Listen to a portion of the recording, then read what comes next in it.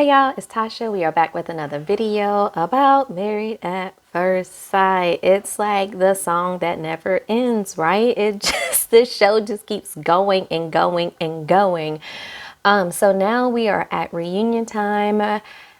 Why they put this in two parts, I have no idea, because the first part wasn't given what it's supposed to give. So y'all should have just, every other episode was 2 hours long. I'm not sure why we just couldn't have a 2 hour long reunion, and then we would be done. We would be done with this season of Married at First Sight. But it's like they want to continue to torture us. They want to continue to torture the participants. I don't know what it is, but hopefully Married at First Sight is listening to their viewers, and when they come back for next season, which I believe is going to be coming up pretty quickly from what I've heard, I think it's coming in like July, that hopefully, they make some changes in their format, because it's a bit ridiculous right now. But anyway, we are here for the reunion.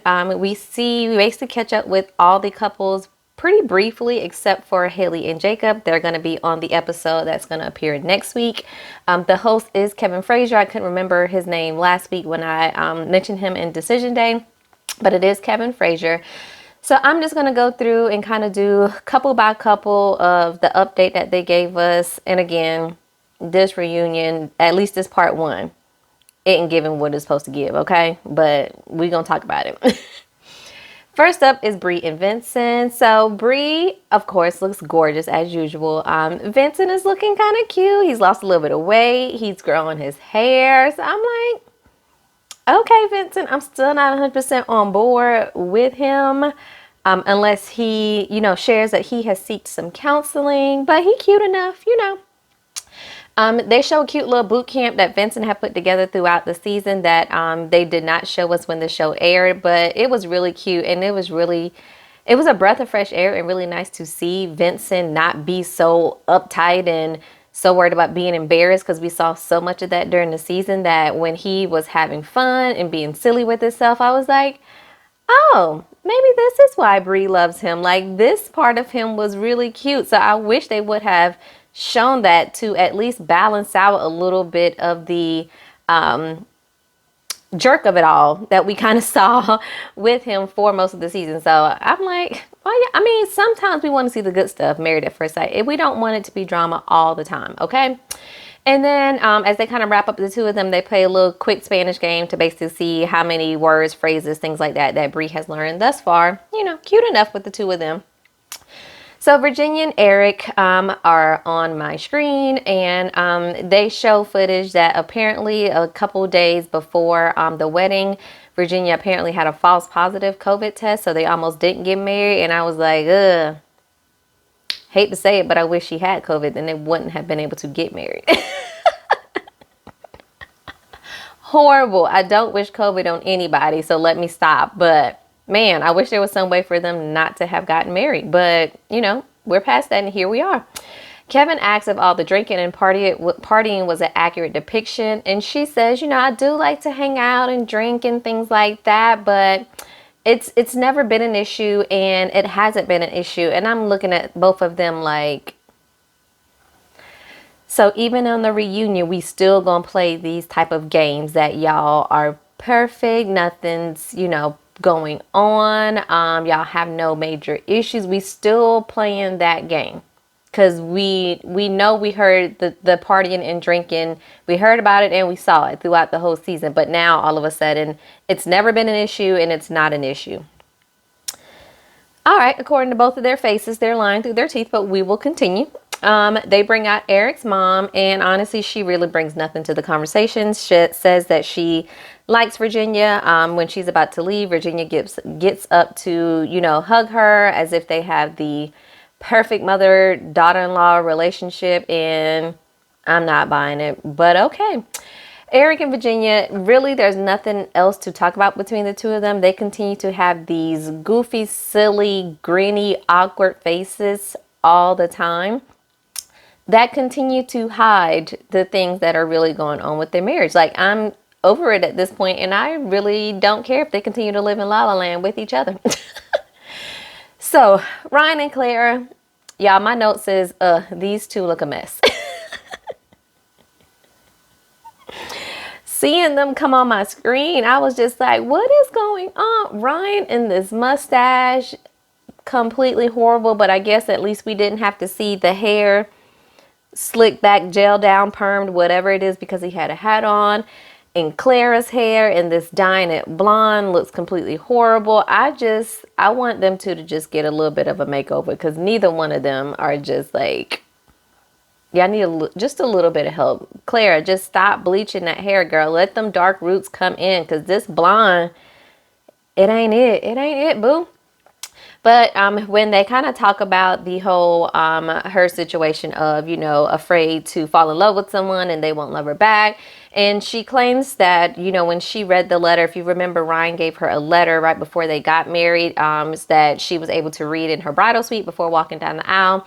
She claims that that letter really gave her the peace that she needed prior to walking down the aisle. And I'm like, so you gonna just be like the other two, huh? We just gonna keep lying about the situation, because throughout the season we kept hearing you talk about, you know, saying I love you and being in love. Like, that was a big deal. And even that if he didn't say it within a certain time frame, that you were leaving. Like, but yet you're now saying that even before you walked down the aisle, you were at peace with it and you were fine. All right, so he asks if they had, you know, said I love you to each other. And of course, Aaron's like, no, we're not there. And Clara's kind of looking like, yeah, just kind of waiting on him. But Kevin Frazier does ask Ryan if he loves her, and he kind of takes a beat and he's like, yeah, I do. I do love her. And she's like, oh, I love you too. And he's like, I love you. I love my wife. And I'm like, so it took you coming to this reunion on national TV in order for you to say I love you? Like, you could have done this before. So that's why I'm nervous that if I feel like it is genuine, because you could have, I don't believe at this very second, in this very moment, you now feel like you know for sure you love her just because you've been asked the question. So it comes off a little bit disingenuous that you could have told her this in the privacy of you guys' home together for the first time, and shared in that, rather than all of a sudden you having an epiphany that you love her when you've been in relationships for years and you've never said I love you. But okay, Ryan, if, you know, she's happy, y'all like it, I love it. All right. But of course, Clara says it back, but we know she's been in love. She just did not want to say it all this time because she knew she essentially was not going to get those words back to her. Kevin asks if they've consummated their marriage. They continue to beat around the bush with that. And honestly, I don't care anymore. Like, it is not that serious. Clara's been the one complaining about it, not us. So again, if she's happy being in a, you know, sexless marriage, then that's on her. I can't care more than they want to care for themselves. So whatever. So we move on to Chris and Paige. So we have to have a flashback of all the horrible moments between Chris and Paige, and it is completely cringeworthy. It was cringeworthy as we were going through it, but now to go through it again and be able to see Paige's face as she kind of goes through watching this and watching some of the things that, you know, he said when he was not around her. So hopefully she's watched the show, so she had seen it before the reunion. But if she hadn't, you know, seeing some of these things of it being, you know, that's really hurtful to hear that. Chris shared that they went through counseling to reconcile after the decision day, and I just put my head in my palm, because I can't with the two of them of this back and forth situation when y'all know what it is. We know what it is, but you're continuing to try to make it something that it's not. Like, why are you going through counseling? All of this that you went through, I'm not even gonna say in 8 weeks, all that you went through in like the first 2 or 3 weeks of this whole thing should have been enough to be like, I don't care what this piece of paper says that we married, I still don't know you and I'm out. I don't want no parts of it. But I was just like, okay. They say that they thought about also moving in together after the decision day, but I guess maybe going through counseling that was a negative, because they say as of today they are not together. Chris says we aren't together because Chris Williams II is immature and he was not prepared for a woman like Paige. Child, if you don't get out of my face with this nonsense. All this man does is try to speak words that make him look good, but honey, your actions speak so much louder.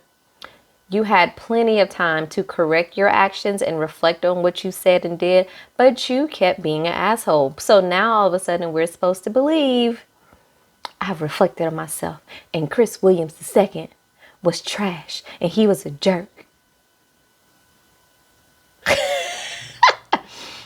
He says that he did not want to play mind games with her. And I looked at him like, Chris, you have won the lottery in playing mind games with this child. What is happening? Like, this is not Men in Black where you flashed a little light in front of all of us and our minds have been erased of everything that has happened prior to this. You do know that, right? Like, we do remember clearly what you said and what you did to this girl, which was nothing but mind games and manipulation and gaslighting.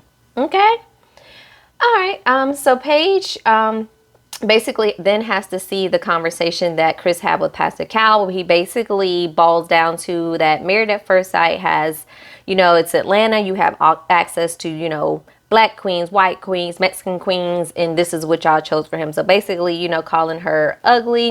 And I'm pretty upset that Paige didn't slap him in the face like right then and there. Like, I would have completely lost it, especially if that was my first time seeing it. Slapped him in the face, walked off, and would have just left him looking stupid right there because, again, he just comes up, oh, he's had some reflection and she doesn't deserve that and blah, blah, blah.